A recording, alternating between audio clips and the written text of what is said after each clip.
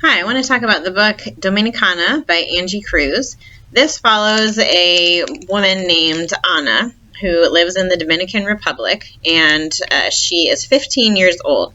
And her family decides that she's ready for marriage, so they find her a husband, and he is in his 30s, but he lives in New York for most of the year. He comes back every now and then to the Dominican to visit family and to give money, but he makes his living in New York.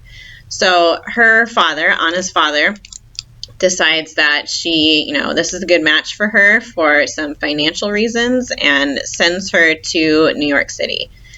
She is just thrown into this, and this is also in the 1960s when this happens. So there's some different stuff with civil rights stuff, and Malcolm X has a connection in the story, and some things that took place at the end of his life. But the story really just focuses on Anna trying to figure out, her place and what she wants to do in this city.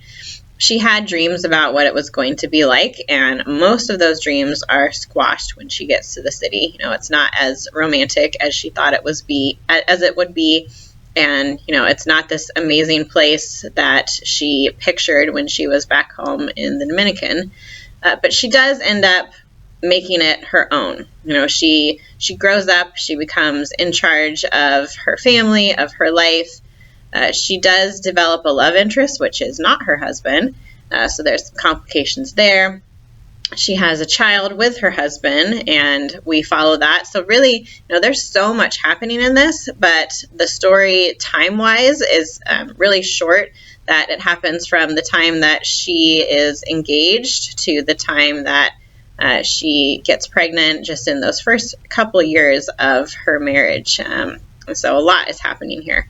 So if you're interested in historical fiction, seeing, what life was like for people moving to the United States in the 1960s, seeing how she's trying to make it in New York City, looking at, the dynamics between her and her husband and this other person. It's just a really great read if you like any of that stuff. So I recommend it for you.